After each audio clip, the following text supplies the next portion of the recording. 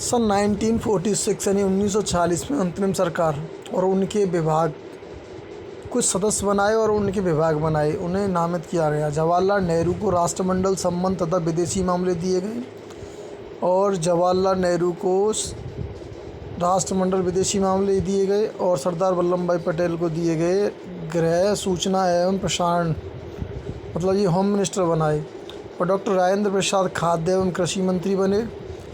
John Mathai उद्योग नागरिक आपूर्ति बने। जगजीवन राम श्रम मंत्री बनाए गए। सरदार बलदेव सिंह रक्षा मंत्री। CH बावा कार्य ऊर्जा खनन मंत्री। लियाकत अली खां वित्त मंत्री। अब्दुल रब निस्तार डाक एवं वायु मंत्री। आसफ अली रेलवे एवं परिवहन मंत्री। सी राजगोपालाचारी शिक्षा एवं कला मंत्री। II चुंद्रीगर वाणिज्य मंत्री। जनफर अली खां स्वास्थ्य मंत्री और जोगेंद्र नाथ मंडल विधि मंत्री। अंतरिम सरकार के सदस्य वायसराय की कार्यकारी परिषद के सदस्य थे। वायसराय परिषद का प्रमुख बना रहा, लेकिन जवाहरलाल नेहरू को परिषद का उपाध्यक्ष बनाया गया। स्वतंत्र भारत का पहला मंत्रिमंडल बना, जिसमें सरदार वल्लभ भाई पटेल गृह सूचना एवं प्रसारण राज्यों के मामले बनाए गए। सेकंड नंबर पे हैं। जवाहरलाल नेहरू को बनाया गया था प्रधानमंत्री और राष्ट्रमंडल तथा विदेशी मामले, वैज्ञानिक शोध संस्थान आदि के मामले में सबको अध्यक्ष बनाया गया था जवाहरलाल नेहरू को। डॉक्टर राजेंद्र प्रसाद ये खाद्य एवं कृषि मंत्री। मौलाना अब्दुल कलाम आज़ाद शिक्षा मंत्री। डॉक्टर जॉन मथाई रेलवे मंत्री। R.K. षणमुगम शेट्टी वित्त मंत्री। Doctor B.R. अम्बेडकर विधि मंत्री। जगजीवन राम श्रम मंत्री। सरदार बलदेव सिंह रक्षा मंत्री। राजकुमारी अमृता कौर स्वास्थ्य मंत्री। CH बावा वाणिज्य मंत्री। रफ़ी अहमद किदवई संचार मंत्री। डॉक्टर श्यामा प्रसाद मुखर्जी उद्योग एवं आपूर्ति मंत्री। B.N. गाडगिल कार्य खान एवं ऊर्जा मंत्री। I repeat again, Jawaharlal Nehru प्रधानमंत्री बने, राष्ट्रमंडल तथा विदेशी मामले और वैज्ञानिक शोध आदि के अध्यक्ष बने। सरदार वल्लभ भाई पटेल गृह सूचना एवं प्रसारण राज्यों के मामले। नंबर 3 डॉक्टर राजेंद्र प्रसाद खाद्य एवं कृषि मंत्री। नंबर 4 मौलाना अब्दुल कलाम आज़ाद शिक्षा मंत्री। नंबर 5 जॉन मथाई वित्त मंत्री। R.K. षणमुगम शेट्टी विधि मंत्री। जगजीवन राम श्रम मंत्री। सरदार बलदेव सिंह रक्षा मंत्री। राजकुमारी अमृता कौर स्वास्थ्य मंत्री। CH बावा वाणिज्य मंत्री। रफ़ी अहमद किदवई संचार मंत्री। डॉक्टर श्यामा प्रसाद मुखर्जी उद्योग एवं आपूर्ति मंत्री और B.N. गाडगिल कार्य खान एवं ऊर्जा मंत्री। तो ये मंत्रिमंडल था। आदिवासी और क्षेत्रीय समझौता संबंधों पर भी ब्रिटिश हस्तक्षेप समाप्त हो गया। पॉइंट नंबर 8, इसने भारतीय रियासतों को यह स्वतंत्रता दी कि वे चाहे तो भारत डोमिनियन या पाकिस्तान डोमिनियन के साथ मिल सकती हैं या स्वतंत्र रह सकती हैं। इस अधिनियम ने नया संविधान बनने तक प्रत्येक डोमिनियन में, यानी कि दोनों भारत और पाकिस्तान डोमिनियन में शासन संचालित करने एवं भारत शासन अधिनियम सन 1935 के तहत उनकी प्रांतीय सभाओं में सरकारें चलाने की व्यवस्था की। हालांकि दोनों डोमिनियन राज्यों को इस कानून में सुधार करने का अधिकार दिया गया। पॉइंट नंबर 10, इसने ब्रिटिश शासक को विधेयकों पर मताधिकार और उन्हें स्वीकृत करने के अधिकार से वंचित कर दिया, लेकिन ब्रिटिश शासक के नाम पर गवर्नर जनरल को किसी भी विधेयक को स्वीकार करने का अधिकार प्राप्त था। पॉइंट नंबर 11, इसके अंतर्गत भारत के गवर्नर जनरल एवं प्रांतीय गवर्नरों को भारत का संवैधानिक प्रमुख नियुक्त किया गया। इन्हें सभी मामलों पर राज्यों के मंत्रिपरिषद के परामर्श पर कार्य करना होता था। पॉइंट नंबर 12, इसने शाही उपाधि से भारत सम्राट शब्द समाप्त कर दिया, यानी कि भारत के सम्राट जो हुआ करते थे वो शब्द समाप्त कर दिया। पॉइंट नंबर 13, इसने भारत के राज्य सचिव द्वारा सिविल सेवा में नियुक्तियों करने और पदों में आरक्षण करने की प्रणाली समाप्त कर दी। सन 15 अगस्त 1947 से पूर्व की सिविल सेवा कर्मचारियों को वही सुविधाएं मिलती रहीं जो उन्हें पहले से प्राप्त थीं। 14-15 अगस्त 1947 की मध्यरात्रि को भारत में ब्रिटिश शासन का अंत हो गया और समस्त शक्तियाँ दो नए डोमिनियन भारत और पाकिस्तान को हस्तांतरित कर दी। लॉर्ड माउंटबेटन नए डोमिनियन भारत के प्रथम गवर्नर जनरल बने। तो ये गवर्नर जनरल बने लॉर्ड माउंटबेटन। उन्होंने जवाहरलाल नेहरू को भारत के पहले प्रधानमंत्री के रूप में शपथ दिलाई।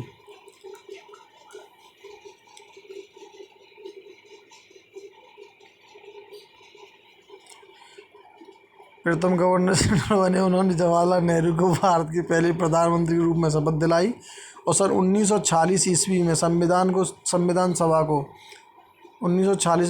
सभा को स्वतंत्र भारतीय डोमिनियन की संसद के रूप में स्वीकार कर लिया गया।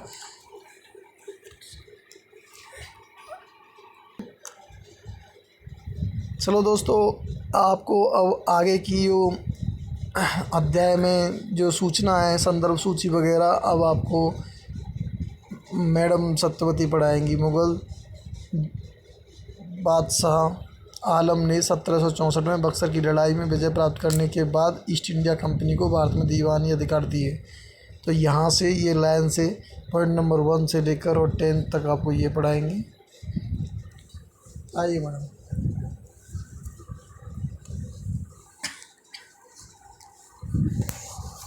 मुगल बादशाह आलम ने 1764 में बक्सर की लड़ाई में विजय प्राप्त करने के बाद ईस्ट इंडिया कंपनी को भारत में दीवानी अधिकार दिए। इसे ब्रिटिश संसद में तत्कालीन प्रधानमंत्री विलियम पिट द्वारा पुनः स्थापित किया गया।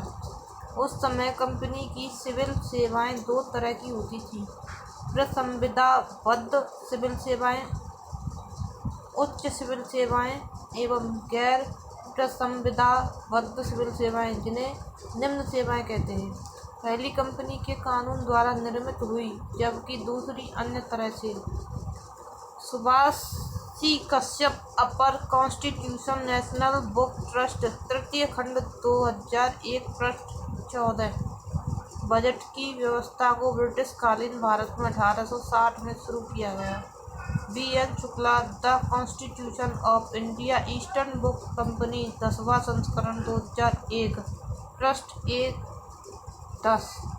घोषणा ने स्थापित किया। ब्रिटिश शासक की सरकार की नीति प्रशासन की प्रत्येक शाखा में भारतीयों की भागीदारी बढ़ाने और स्वशासन संस्थाओं का क्रमिक विकास करने की थी, ताकि ब्रिटिश साम्राज्य के आंतरिक भाग के रूप में भारत उत्तरदायी सरकार की प्रगतिशील प्राप्ति की जा सके।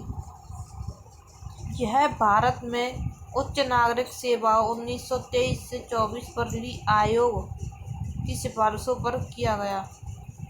भारतीय स्वतंत्रता अध्यादेश के ब्रिटिश संसद में 4 जुलाई 1947 को पेश किया गया और 18 जुलाई 1947 को इसे राजशाही की संस्तुति मिली। यह अधिनियम 15 अगस्त 1947 से लागू हुआ। 2 राज्यों के बीच सीमाओं का निर्धारण रेडक्लिफ की अध्यक्षता वाले सीमा आयोग ने किया। पाकिस्तान में पश्चिमी पंजाब, सिंध, बलूचिस्तान, पूर्वी बंगाल, उत्तर पश्चिम सीमांत क्षेत्र एवं असम का सिलहट जिला शामिल किया गया। उत्तर पश्चिम सीमांत क्षेत्र एवं सिलहट में अध्यादेश पाकिस्तान के पक्ष में थे। अब है संविधान सभा की मांग। भारत में संविधान सभा के गठन का विचार वर्ष 1934 में पहली बार M.N. रॉय ने रखा। रॉय भारत में वामपंथी आंदोलन के प्रखर नेता थे। 1935 में भारतीय राष्ट्रीय कांग्रेस ने पहली बार भारत के संविधान के निर्माण के लिए आधिकारिक रूप से संविधान सभा की गठन की मांग की। 1938 में भारतीय राष्ट्रीय कांग्रेस की ओर से पंडित जवाहरलाल नेहरू ने घोषणा की कि स्वतंत्र भारत के संविधान का निर्माण वयस्क मताधिकार के आधार पर चुनी गई संविधान सभा द्वारा किया जाएगा और इसमें कोई बाहरी हस्तक्षेप नहीं होगा। नेहरू की इस मांग को अंततः ब्रिटिश सरकार ने सैद्धांतिक रूप से स्वीकार कर लिया। इसे सन 1940 के अगस्त प्रस्ताव के नाम से जाना जाता है।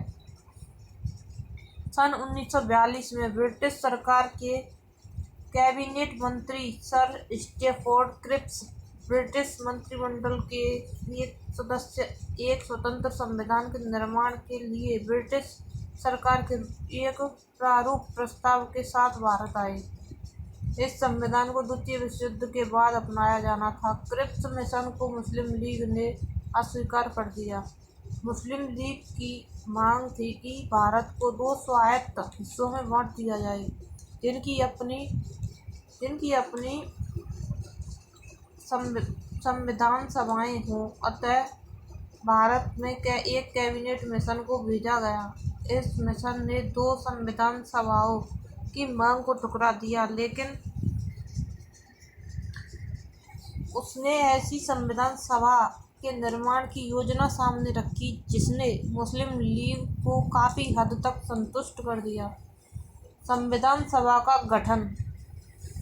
कैबिनेट मिशन योजना द्वारा सुझाए गए प्रस्तावों के तहत नवंबर 1946 में संविधान सभा का गठन हुआ।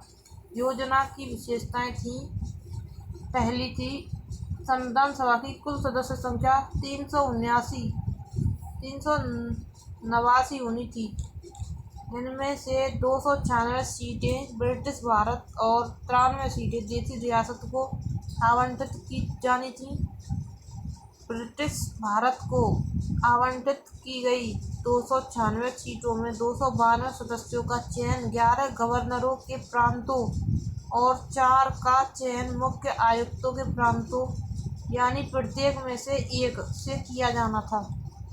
हर प्रांत व देशी रियासतों अथवा छोटे राज्यों के मामलों में राज्यों के समूह को उनकी जनसंख्या के अनुपात में सीटें आवंटित की जानी थीं। मोटे तौर पर कहा जाए तो प्रत्येक 10 लाख लोगों पर एक सीट आवंटित की जानी थी। प्रत्येक ब्रिटिश प्रांत को आवंटित की गई सीटों का निर्धारण 3 प्रमुख समुदायों के बीच उनकी जनसंख्या के अनुपात में किया जाना था। ये 3 समुदाय थे: मुस्लिम, सिख व सामान्य। मुस्लिम और सिख को छोड़कर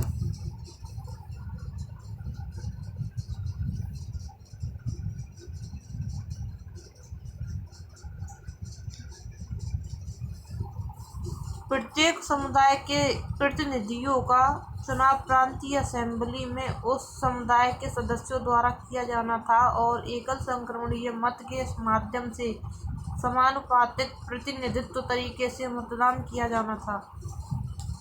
देशी रियासतों के प्रतिनिधियों का चयन रियासतों के प्रमुखों द्वारा किया जाना था। अतः यह स्पष्ट था कि संविधान सभा आंशिक रूप से चुनी हुई और आंशिक रूप से नामांकित निकाय थी। इसके अलावा सदस्यों का चयन अप्रत्यक्ष रूप से प्रांतीय व्यवस्थापिका के सदस्यों द्वारा किया जाना था, जिनका चुनाव एक सीमित मताधिकार के आधार पर किया गया था। संविधान सभा के लिए चुनाव जुलाई-अगस्त 1946 में हुआ। ब्रिटिश भारत के लिए आवंटित 296 सीटें हेतु इस चुनाव में भारतीय राष्ट्रीय कांग्रेस को 208, मुस्लिम लीग को 73 तथा छोटे समूह व स्वतंत्र सदस्यों को 15 सीटें मिलीं। हालांकि देशी रियासतों को आवंटित की गई 93 सीटें भर नहीं पाईं, क्योंकि उन्होंने खुद को संविधान सभा से अलग रखने का निर्णय लिया था। यद्यपि संविधान सभा का चुनाव भारत के वयस्क मतदाताओं द्वारा प्रत्यक्ष रूप से नहीं हुआ, तथापि इसमें प्रत्येक समुदाय हिंदू, मुस्लिम, सिख, पारसी, आंग्ल, भारतीय, ईसाई, अनुसूचित जाति, अनुसूचित जनजाति के प्रतिनिधियों को जगह मिली। इनमें महिलाएं भी शामिल थीं। महात्मा गांधी के अपवाद को छोड़ दें तो सभा में उस समय भारत की सभी बड़ी हस्तियां शामिल थीं।